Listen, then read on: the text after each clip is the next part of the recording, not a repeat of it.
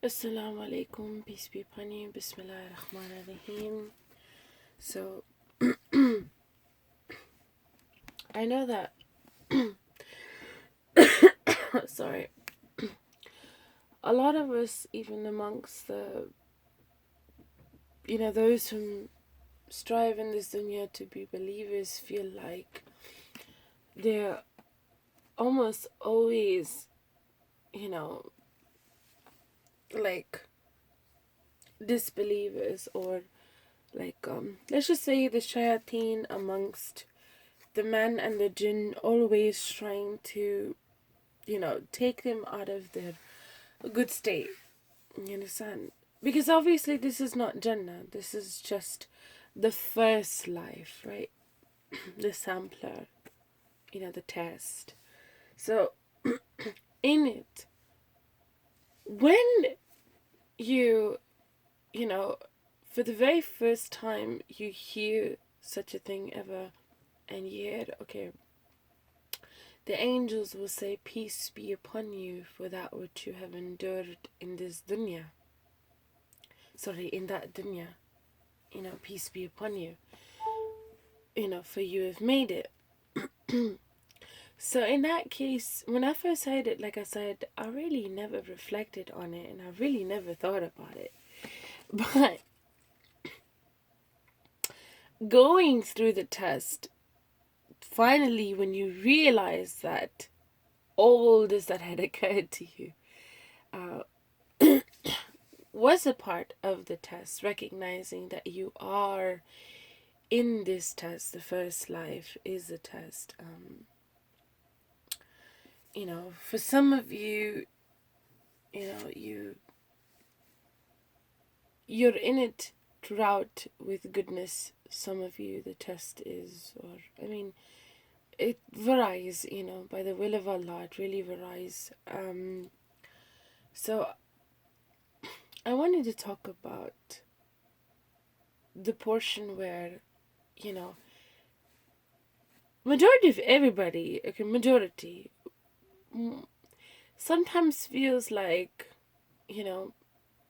if they are in a state of goodness or in a state of peace, they have someone else or something else to blame for it. And that someone else or something else to blame for it is truly the shayateen amongst the men, or the jinn, what's it called? And what do I mean by shayateen? This one I'm going to use more of like those who don't want to listen to what God has said not to do. So if somebody's in peace and you're not letting them stay in peace, and you're not in that goodness, you're not following the system, you are out of the system, that's how it's calling disruption in the system, right? So give me 1 second. Whoa. What on earth?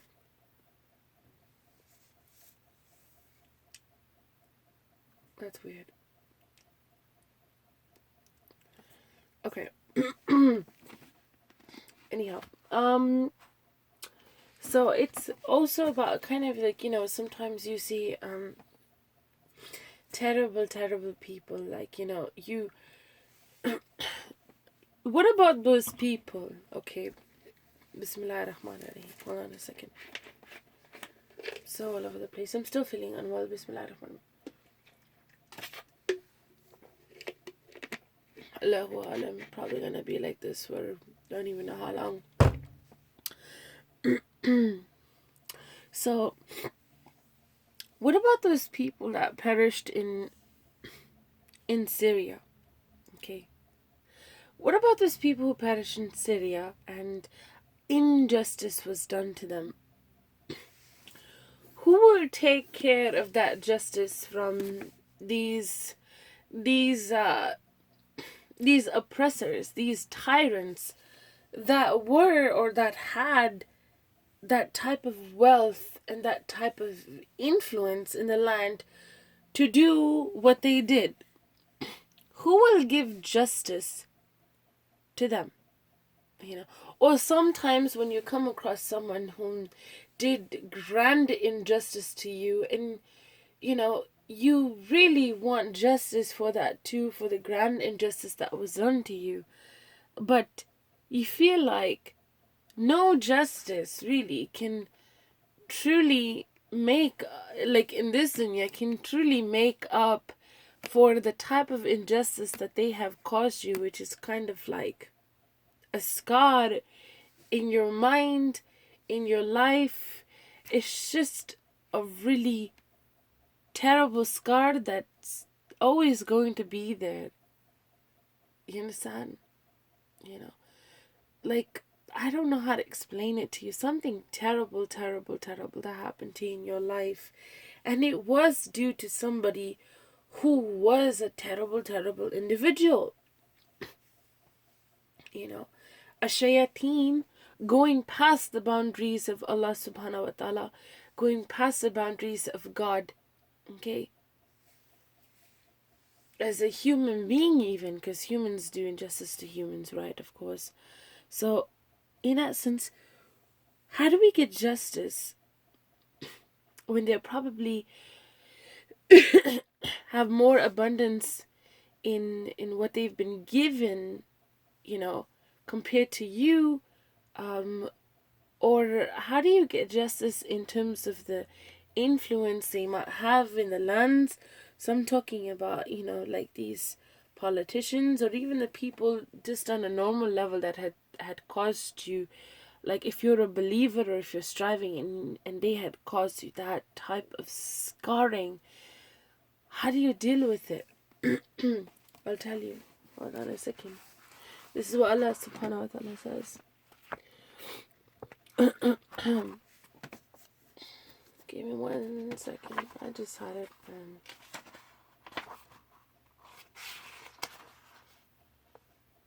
Okay. Bismillah ar-Rahman ar-Rahim. Okay.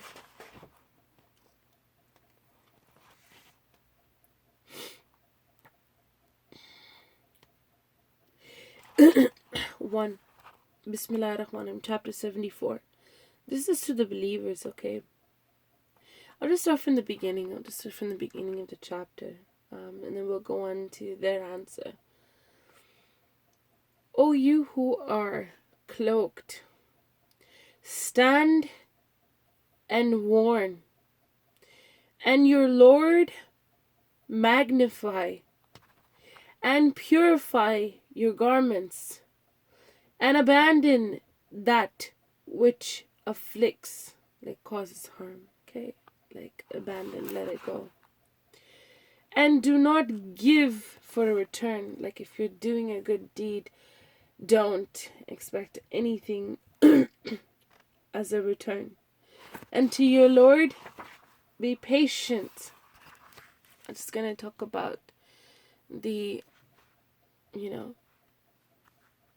the patience that you need to have, because this is talking about them.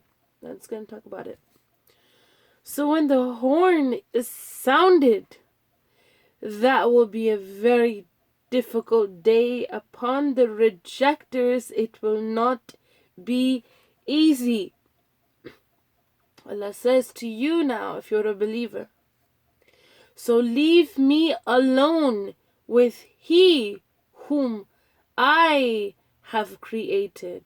Okay, so that's like kind of telling you also to back off.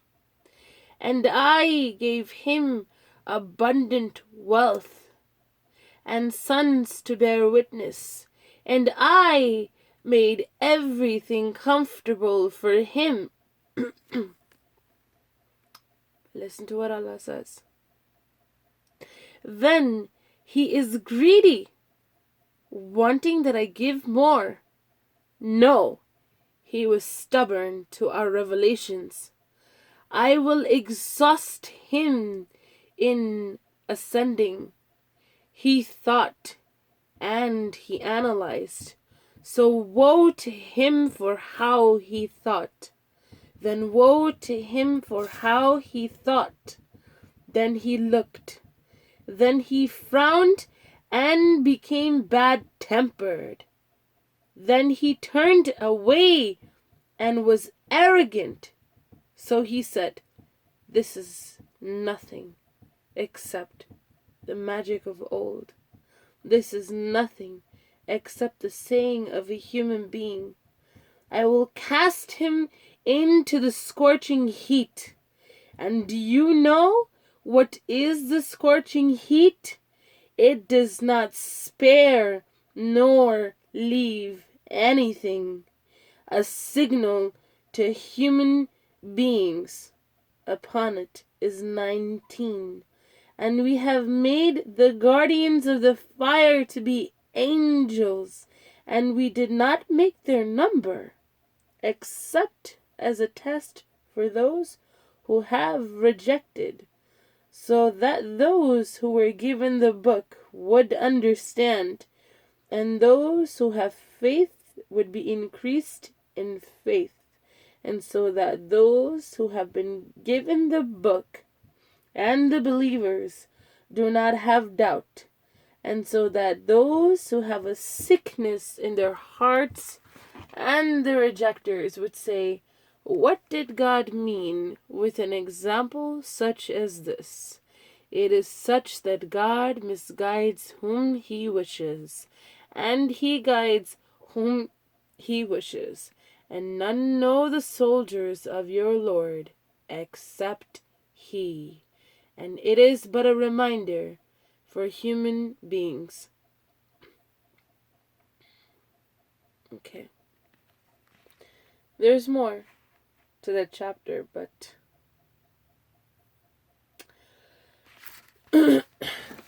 what is it saying? First, it's reminding us that we are the servants of Allah. Servants, again. Second, it's reminding us that we are his creations. He is the creator. He can do as he pleases, as he wishes, as he wills. Okay? One second.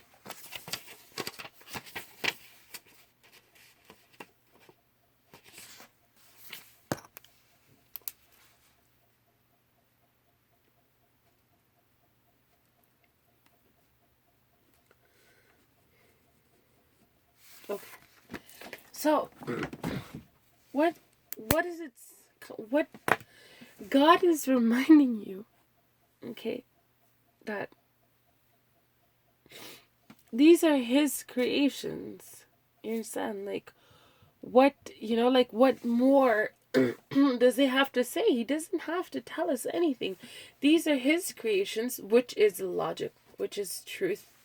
Not only is it logic and truth, he doesn't have to tell us anything.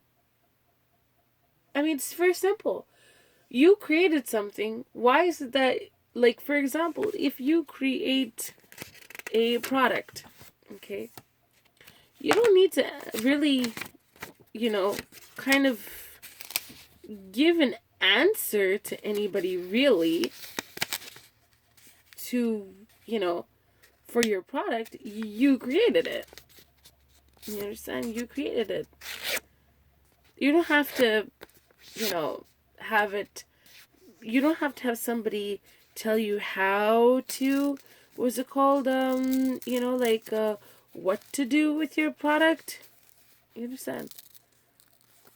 You don't need to. At the end of the day, you created that product.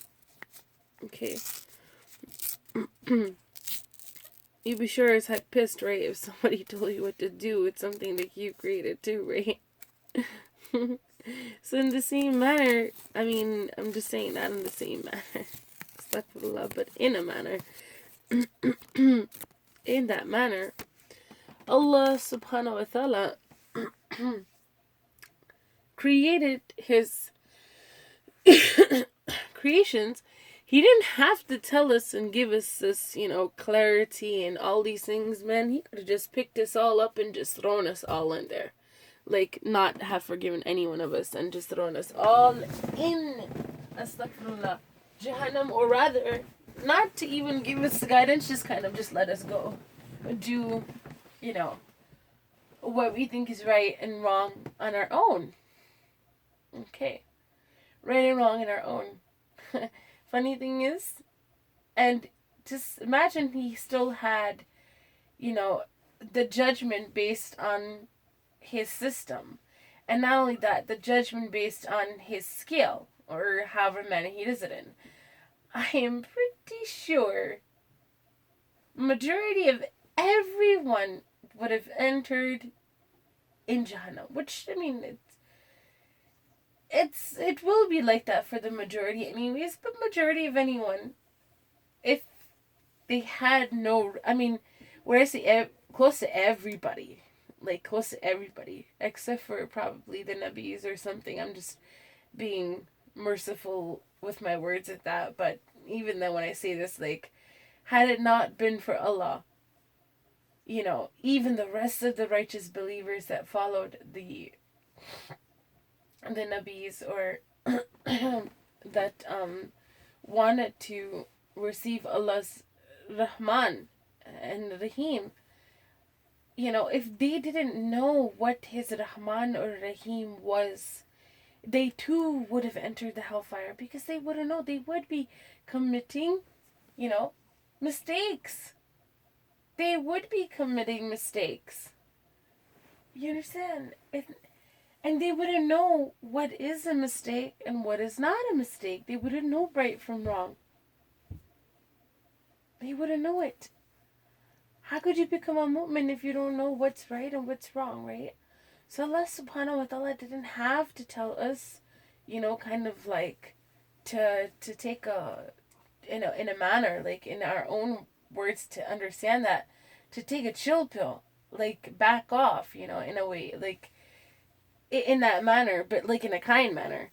You know, he's just giving us a reminder that these are my creations, as in Allah's creations, and, you know, like, this is what he wills to do, because remember, he even told the angels that when he had sent a khalifatan in this dunya, right? He even told the angels that, like, I know, you know, what you do not know. So the same thing is for those in terms of whom Allah subhanahu wa ta'ala had given that abundance of wealth to, or given, you know, this comfortable living to. Okay. He knows too what's going to be come of them. You know, he has given them the tests too. You know, knowing exactly how they would react. Allah knew. Allah knew. You understand? Allah knew it all. You can't say, you know, he is alim, all knowing, you know, alimun, sorry, or he is expert, you know, if he didn't know all the things he knew. You can't say that about him. He, you know, like he can say whatever he wants about himself, but he can't make us recognize. Well, I can't say he can't, but it would be hard. Sorry, let me change my words.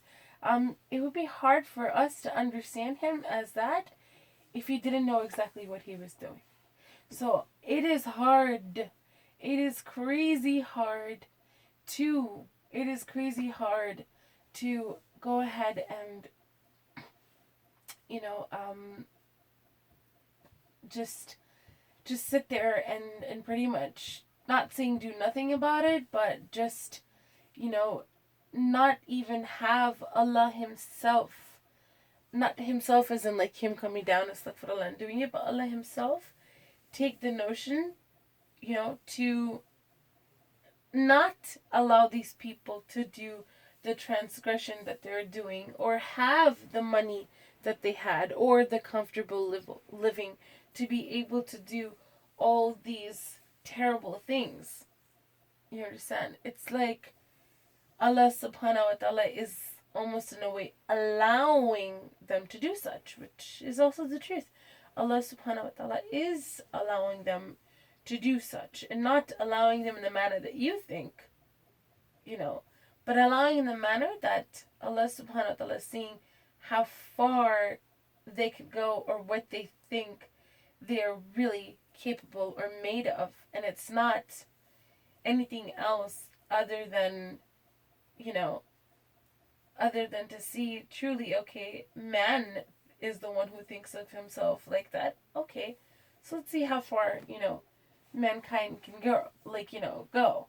So in that manner, it's, and then Allah subhanahu wa ta'ala talks about these people, right? Like these people that become greedy, that become, like they frown, and then they become all these, they become bad tempered. Like look at that, like that, um, that description there, right there, bad tempered.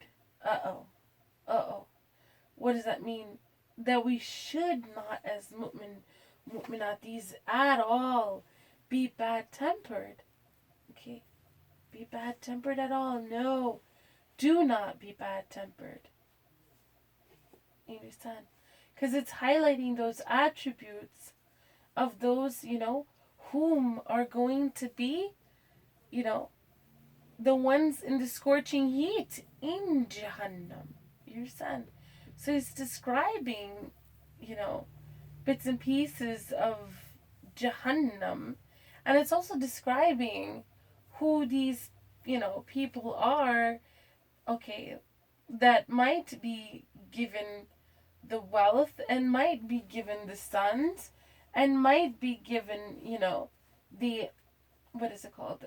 The comfortable, livelihood or so, and how they behave. So, you're crying over perhaps, no justice, or like I said, the people in Syria, or maybe you're crying and you're thinking, okay, at least it's over, like you're able to move on, like some of these refugees that are going to a different country and able to move on, but they lost family, they lost friends, they lost us. So who will be equitable for the justice of those people whom were lost too? Who other than God can give them justice for what was cut short, perhaps, or intentionally wrong? Who other than Allah can do that? So sometimes I even hold myself back. I'm like, you know what? I can't, like I said yesterday in the poetry, I cannot count the favors of my Lord, let alone count the drops of the abundance of water that was given to me. Just the water. But I know for a fact I've cried a lot. My tears are countable. Even if I were to start, from today or whenever I go back to Salah and I was to count, all right, let's count the tears, coming down in Salah. Like, if I were to even think of it in this way, I know I cry like crazy when I do. But I can count my tears. Yeah, I can count my tears. I can count it. They're quite often too. Sometimes, just really random, just dropping from my eyes or something. But now I'm like, I can count it because that's still countable. I said, but the favors of Allah, the water, these things, they're not countable. So count the favors of your Lord, and trust me, you will not be able to. Okay? You will not be able to. And I should leave it at that. Assalamu alaikum.